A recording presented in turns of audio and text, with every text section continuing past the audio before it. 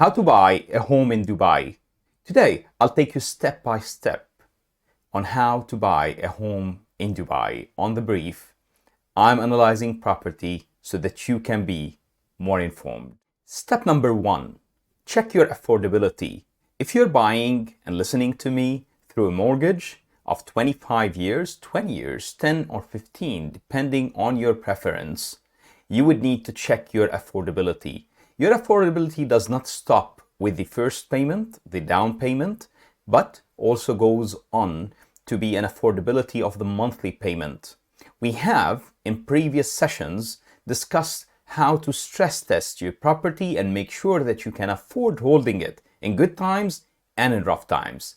That's something you would need to check. If you're buying the property for cash, checking your affordability is much easier. You just need to see, do you have sufficient amount of money to pay for your property in cash? Second thing to look at is the areas, convenience versus sense making. And when we talk sense making from a scientific point of view for investment. Is the return on that property right? Is the service charges and the costs and the fees and the future prospects right? The other thing to look at, if you're buying to live in, you would need to look at things that make it most convenient for you to utilize that property. The community, how near is it to schools, hospitals, office, or your kids' friends and family? It's very important that you match and marry convenience with sense making so that you do the right purchase of a property. Remember, it's a decision that you do today and you enjoy for the rest of your life or for many years to come. Do it wisely.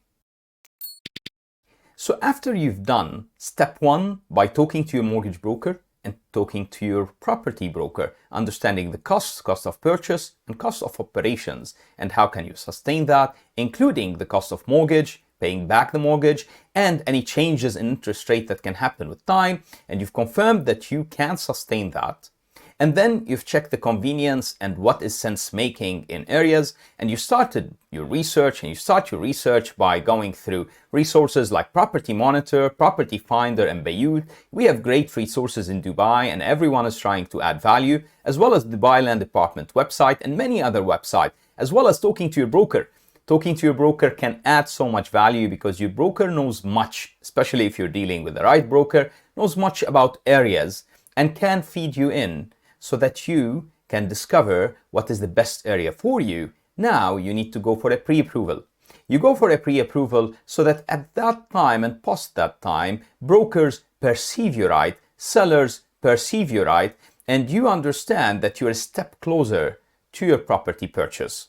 To go for your pre-approval, you need to talk to your bank or to your mortgage broker. I usually advise people to use a professional mortgage broker because a professional mortgage broker can simply get the best of plenty of banks together and can advise you on things that you wouldn't have known about. It's exactly similar to how you can advise someone in your business. If you're in the automotive business and somebody asks you a question about a car, you can give him feedback that he wouldn't discover online. So ask people who know, ask professionals who do know. After you get your mortgage pre-approval, here comes step 4 and what you need to look at. You've understood your area, but now you need to identify clusters within the area, if it's a villa area, or buildings within the area, if it's a building, low-rise or high-rise towers area. You need to identify the buildings that suit you best. The building that suits you best from future prospects, from layouts, views, and definitely we always go back to the affordability. Affordability, as we said, is not only about paying the initial payment, but is being able to sustain the property for a long time. If you're buying that house to live in, there's different metrics to look at. While if you're buying it for investment, the very important metric to look at is the cash flow.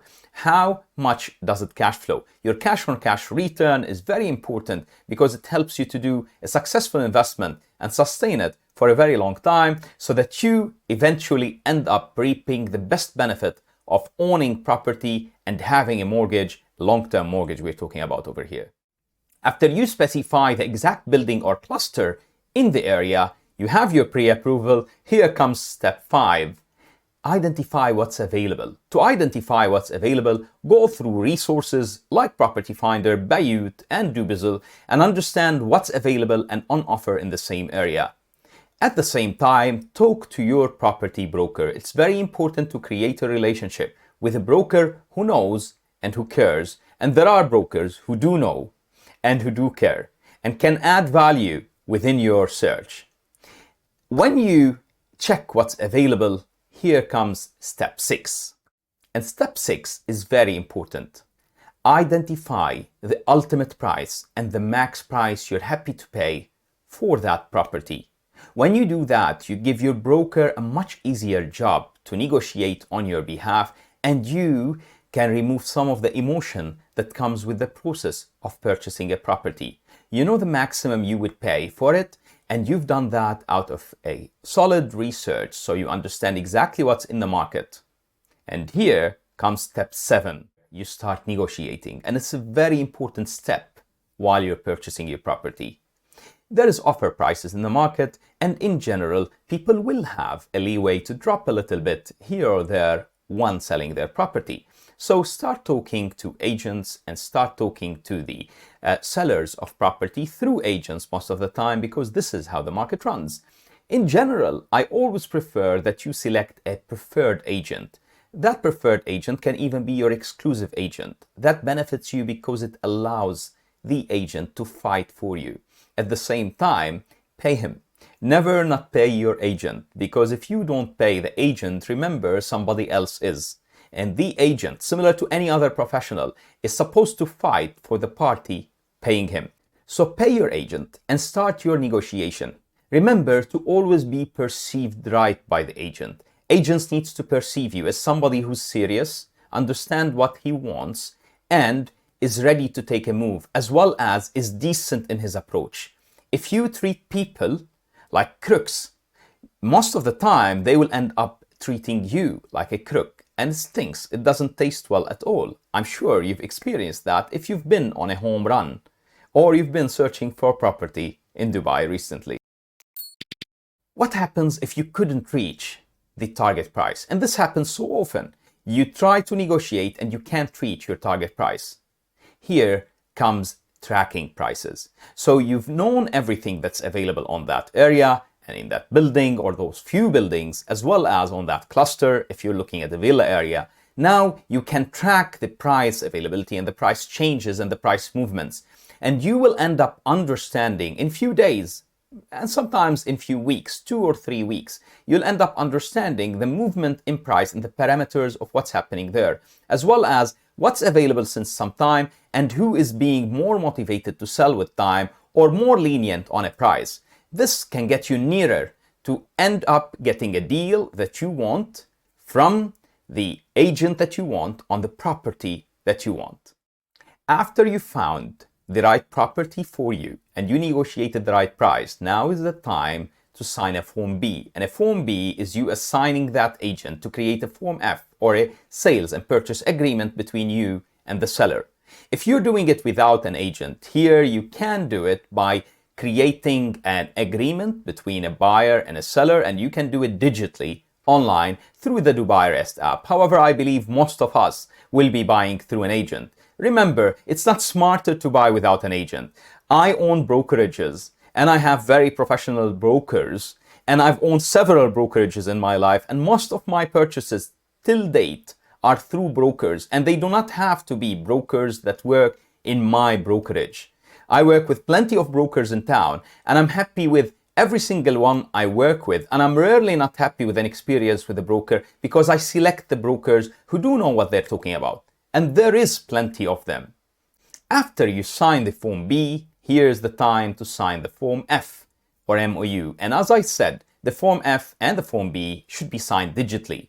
Now, when you sign the Form F and you pay a deposit, you already have a property booked. That property becomes a completed sale only when you transfer. However, it will be blocked off the market the minute that the other party, the seller, signs the same agreement. When the agreement is signed by both parties, it is a confirmed agreement and it's binding for both parties, and you need to conclude within the time specified in it, unless there's an extension possible within it, which allows you a week, 2 weeks, 3 weeks. However, in general, you can conclude a transaction within 28 days, with the rare exceptions if there is 2 mortgages from both parties and parties took time to close the first mortgage and then initiate the second. This time, after signing the MOU, you definitely need to issue the final offer letter, the final approval, and then go for a transfer. When you go for a transfer in a trustee office, and trustees here represent the land department, the Dubai land department, you will pass through a very easy, transparent process where parties pay party A to party B in a very transparent way. Party B gets its title deed, party A gets their money in a form of manager's check usually, and everyone is happy. You can have a conveyancer within this process, which makes it slightly more secure, or you can have a solicitor, which is what you get usually if you're transferring property or purchasing property in the UK or some other areas. If you want more details on how you do each step in depth, subscribe to this channel. There's much to come on analyzing property. Thank you for joining me on The Brief. Happy buying. I'm Makram Hani, analyzing property so that you can be more informed.